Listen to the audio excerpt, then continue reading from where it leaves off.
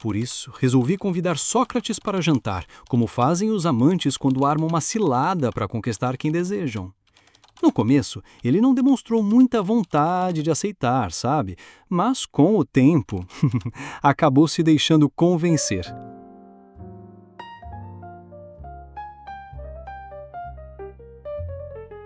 Dizem as más línguas que o filósofo Sócrates pegava os seus discípulos.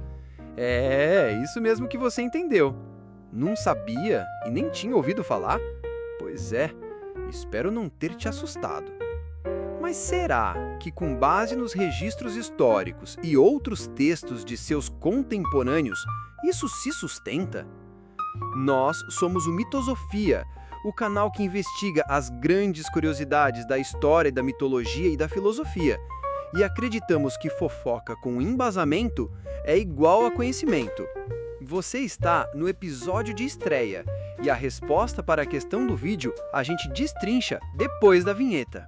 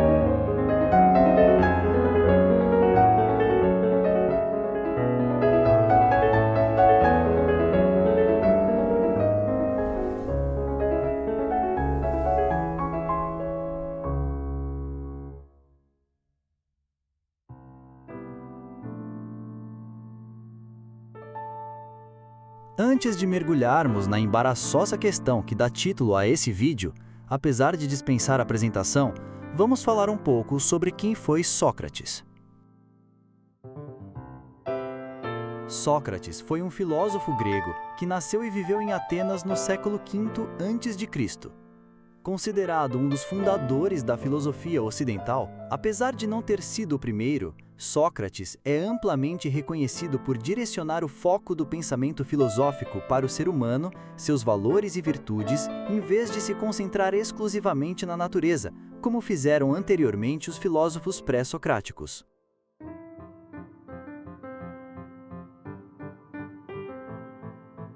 Sócrates foi uma figura misteriosa. Nada escreveu e aparentemente não teve mestre, apesar de ter tido influência de filósofos anteriores como Pródico e Anaxágoras, de acordo com alguns diálogos escritos por Platão. Um momento crucial para sua guinada foi quando Sócrates, em consulta ao oráculo de Delfos, ouviu da boca da própria sacerdotisa que ele era o homem mais sábio. Essa declaração causou perplexidade em Sócrates, que se considerava ignorante. A partir dessa experiência, passou então a questionar a si mesmo e aos outros, buscando o conhecimento verdadeiro e a sabedoria, utilizando o lema "Conhece-te a ti mesmo e conhecerás os deuses e o universo", encontrado no mesmo templo de Delfos, como um guia para sua filosofia. E Sócrates não era um aristocrata, quer dizer, ele não fazia parte da alta classe ateniense que possuía grandes extensões de terra, riqueza e influência política. Tampouco era bonito. Tinha um rosto arredondado, nariz achatado, andar desajeitado. Talvez a gente hoje em dia passe volta e meia por alguns senhores no centro da cidade que têm uma aparência similar à de Sócrates. Mas a feiura externa era compensada pela sua inteligência e força de espírito, e desse modo chegou inclusive a ser acusado de seduzir e corromper a juventude com seus questionamentos pouco convencionais. Na verdade, foi levado a julgamento, e Sócrates decidiu pela manobra mais audaciosa possível. No lugar de aceitar um advogado ou se defender, utilizou do julgamento como momento para apresentar a importância da novidade das suas ideias. Resultado, O júri popular o condenou por uma margem apertada de votos, e Sócrates ainda recusou o exílio para finalmente ficar com a última e a literalmente mais amarga opção: a pena de morte por envenenamento por cicuta, uma bebida feita com uma das plantas mais venenosas.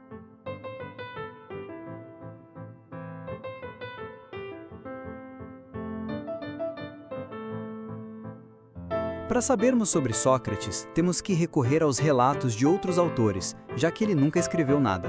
Como discípulo, teve Platão, além de outros tantos outros que se atraíam por sua forma contundente de pensar sobre a vida. Para Sócrates, filosofar era um ato de amor, não ao corpo, mas da alma para com a verdade e também um cuidado de si mesmo. Como uma de suas grandes contribuições, podemos dizer que ele inventou a alma, em grego psiké, tal como será depois amplamente usado no Ocidente. Enquanto na mitologia grega a alma significava uma sombra que vagava para o mundo dos mortos, sem sentimentos, memória ou percepção de si, com Sócrates e o sentido que ele dá para essa palavra, a alma passa a ser considerada a essência do ser humano e também a fonte da consciência, da razão e da inteligência. E esse é um dado fundamental que eu quero que você guarde, pois em poucos instantes ele será importantíssimo para ponderar se Sócrates teve ou não relações com seus discípulos. Contudo, em um último tópico antes de finalmente darmos o veredito, precisamos adentrar num dado essencial. Quais eram os costumes e como era a sociedade na qual Sócrates vivia?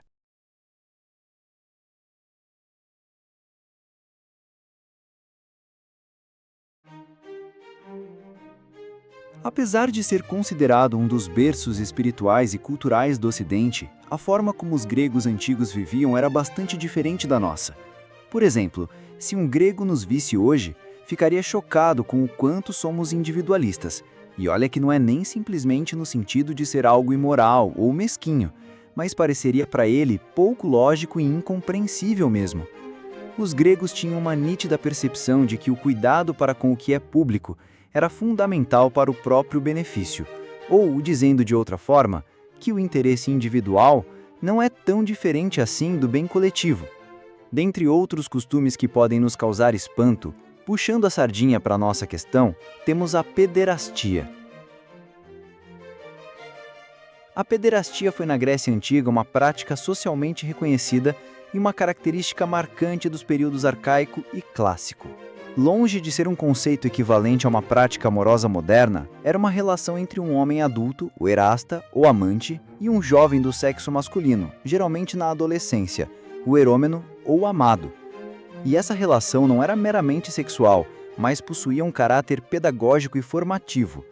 O erasta, que era um cidadão experiente, tinha o papel de mentor para o jovem, transmitindo-lhe conhecimentos, valores, habilidades, introduzindo-o à vida adulta e à cidadania.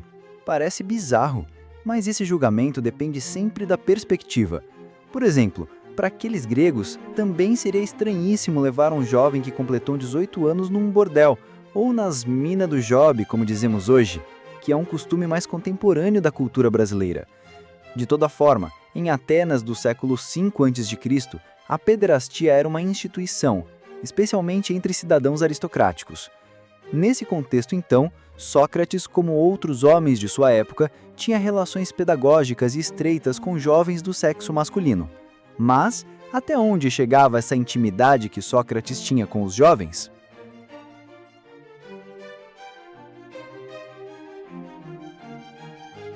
Chegou a hora de juntarmos as peças desse quebra-cabeça com alguns textos fundamentais para podermos finalmente dar resposta. Primeiro, convém mencionar que Sócrates era casado com Xantipa.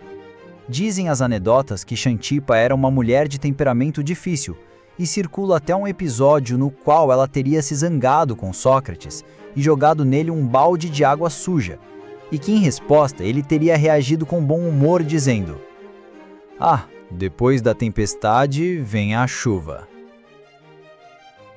Tá, mas o que isso tem a ver com a questão de Sócrates e a pederastia? Na verdade, nada.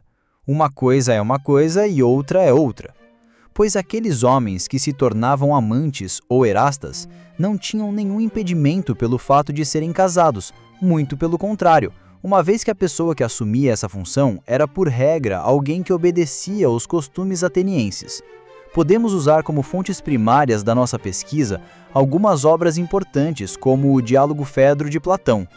Nele, Sócrates conversa a sós com o jovem Fedro em meio a uma bela paisagem natural e, podemos dizer, sob uma atmosfera de tensão erótica, a qual se expressa, por exemplo, na forma como, numa passagem, Sócrates elogia e brinca com Fedro, dizendo estar possuído por Eros, e também num tom de flerte intelectual o seguinte: Por Zeus, Fedro, que beleza tens nos lábios! Se Lísias ainda estivesse aqui, eu o beijaria por essas palavras. Quer dizer, até podemos perceber um tom que remete aos costumes de pederastia que eram comuns em Atenas, mas nada conclusivo e nem suficiente para o nosso veredito. Além do Fedro, também temos o livro As Nuvens, sátira de Aristófanes, que na época contribuiu com a ideia de que Sócrates era uma má influência e que se aproveitava dos jovens. Dentre outros pontos dessa crítica, Sócrates é representado como alguém que subverte os bons valores e que manipula e seduz os jovens com outras intenções. Essas acusações que parecem não poupar Sócrates em nada, porém, não insinuam em nenhum momento que ele quisesse ou se permitisse aproveitar sexualmente dos seus discípulos. Enfim, se quisermos as passagens mais fortes e diretas, precisamos recorrer à obra O Banquete, escrita por Platão, que inclusive reforça aquilo que foi contado por outros discípulos, como é o caso de Xenofontes, que escreveu um livro também chamado O Banquete, retratando Sócrates como alguém que convivia com jovens, mas que buscava apenas incentivá-los à reflexão crítica. Sobre a convivência com belos jovens, coisa que causava desconfiança em algumas pessoas, Xenofontes se esforça por mostrar que Sócrates era alguém que apreciava as qualidades da alma e que encorajava o domínio das paixões do corpo. Voltando para a obra O Banquete, de Platão, em grego simpósium, que se traduzirmos ao pé da letra significa uma festa onde se bebe em companhia, Sócrates e outros personagens bebem vinho numa espécie de resenha filosófica promovida por um escritor chamado Agatão. O objetivo central do encontro é o amor, e cada um expõe sua interpretação sobre o que ele é e para que serve. Nela também se encontra Alcibíades, o qual os textos o elogiam muito pela sua beleza e charme, além de sua ambição, dizem, sem sabedoria e personalidade instável. Consta no diálogo que Alcibíades já chega bêbado na festa e que ele polemiza ao contar sobre as vezes em que ele tentou pegar Sócrates. Vejamos os melhores momentos daquilo que ele compartilha. Da primeira vez, terminada a refeição, Sócrates fez questão de ir embora logo. Nessa ocasião, por timidez, deixei-o sair. Mas na segunda, me utilizei de um truque para que a conversa estendesse pela madrugada, e quando ele manifestou o desejo de voltar para casa, obriguei-o a ficar sob pretexto de que era tarde. Assim, deitou-se no leito próximo ao meu. Além de nós dois, ninguém mais dormiu naquele lugar.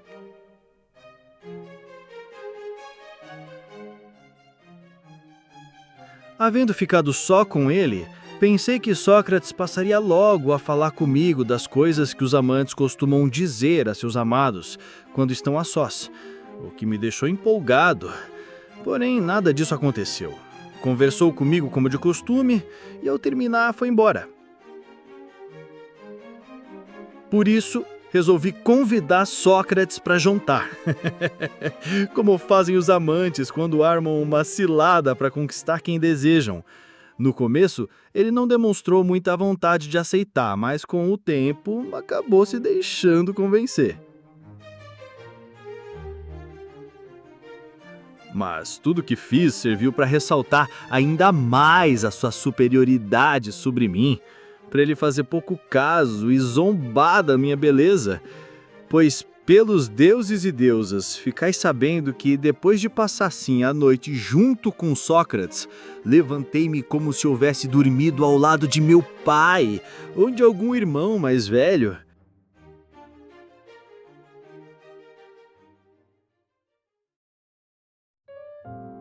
Sendo assim, temos o nosso veredito.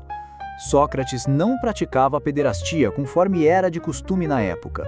Ou seja, tudo indica que ele não pegava seus discípulos. Aliás, isso também faz sentido se levarmos em conta que ele foi acusado de não respeitar as tradições de Atenas. E como dissemos anteriormente, Sócrates ficou fascinado por sua pesquisa sobre a alma, conforme ele se inspirou e reinterpretou a ideia de alma segundo a tradição órfica, o que será assunto para um outro episódio, deixando então o corpo em segundo plano, como algo inferior.